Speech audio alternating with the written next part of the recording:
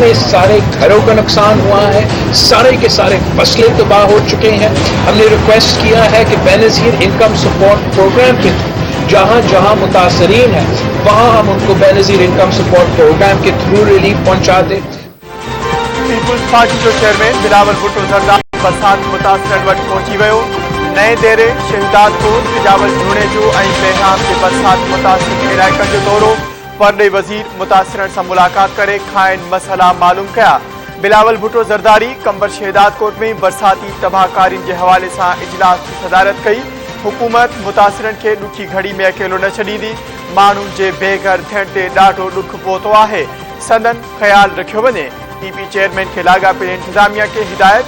अॻूणे सदर आसिफ अली ज़रदारी चयो आहे त चइनी सूबनि में बरसातुनि सबबि हंगामी सूरत हाल आहे ऐं चइनी सूबनि जो अवाम असां ॾांहुं वाझाए रहियो आहे। तंहिं करे सभिनी खे सियासत छॾे मुतासिरनि ॾांहुं ध्यानु ॾियणु घुरिजे।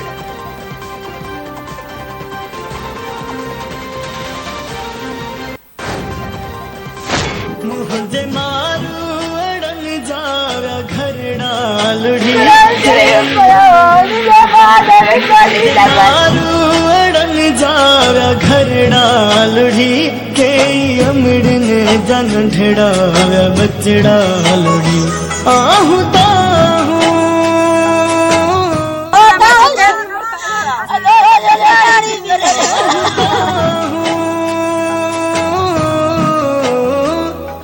अल्लाह जो नालो कदा साजी मदद कदा सो इतने भरोसा पिया अल्लाह जे वास्ते साजी मदद कयो खुदा जो वास्ते किया चामा त सिंध मोजी मुर्के पई सिंध सुज के पई सिंध सुज के। सिंध में बरसात पर कयामत जहिड़ा मंजर। बरसात ऐं ॿोॾि सबबि तबाहकारी जो सिलसिलो जारी। मुख़्तलिफ़ वाक़िअनि ऐं हादसनि में 5 ॼणा फोत। लगातार बरसातुनि सबबि इमदादी कारवायूं सुस्त रफ़्तारी जो शिकार। सूबे में ॾठल घरनि आॾो वेठल मुतासिरनि जूं दाहूं।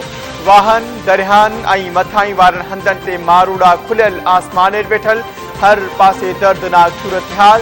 सिंध हुकूमत तरफ़ां सूबे जा 23 ज़िला आफ़त सटियल करार। सूबाई वज़ीर शर्जील मेमण चयो आहे त सिंध में हेल ताईं बरसातुनि सबबि 239 ॼणा फोत ऐं 700 खां वधीक ज़ख़्मी थिया आहिनि।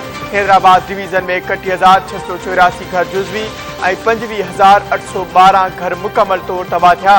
शहीद बेनज़ीराबाद डिवीज़न में 54,962 घर जुज़वी ऐं 23,000 खां वधीक घर मुकमल तौर तबाह थिया।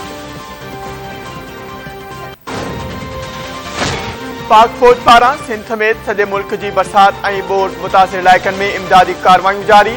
ISPR चयो आहे त हैदराबाद जामशोरो सांगड़ बदी नौशेर फेरोज़ ऐं ठठे में इमदादी टीमूं मौजूद आहिनि। कराची खां रवानो थियल 2 हेलीकॉप्टर सिंध जे मुख़्तलिफ़ इलाइक़नि में इमदादी कमनि में रुधल आहिनि। कोयटा पशीन किला सैफुल्ला ज़ियारत ज़ोब डोरालाई ऐं डोस्की में इमदादी कारवायूं जारी। नसीराबाद लसबेला ऐं दिखी में रिलीफ तोड़े मेडिकल कैंपूं क़ाइम।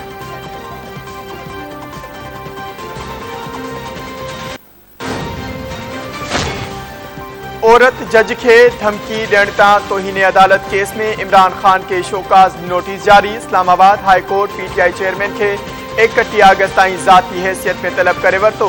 जस्टिस मोहसिन अख्तर कियानी दिमाग़ सिमनात इल्तिवा वारे केस में कोई रिमार्क्स कीअं थो ॾेई सघे। ही तव्हांजो न पर अदालत ऐं जवाबदार जो मामलो आहे। असांजी अदलिया जो मज़ाक उॾाइण जी कोशिश कई वई आहे। जेकॾहिं इहो माहौल ई पैदा करणो आहे त पोइ मुल्क में कम त न थींदो। कंहिं जे ख़िलाफ़ फ़ैसिलो अचे त छा इहो अदालतुनि ख़िलाफ़ बयान ॾियणु शुरू करे छॾींदो।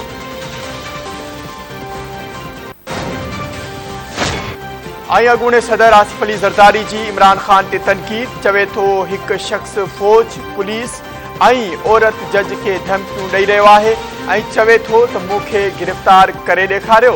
अदलिया खे इहो ॾिसणो पवंदो त छा हीअ शख़्स कानून खां मथां थी वियो आहे। हिन शख़्स मूं समेत नवाज़ शरीफ़ परियाल टालपुर ऐं मरियम नवाज़ ख़िलाफ़ इंतकामी कार्रवाई कई। इदारनि ऐं हुकूमत खे पंहिंजी रिट क़ाइमु करणी पवंदी।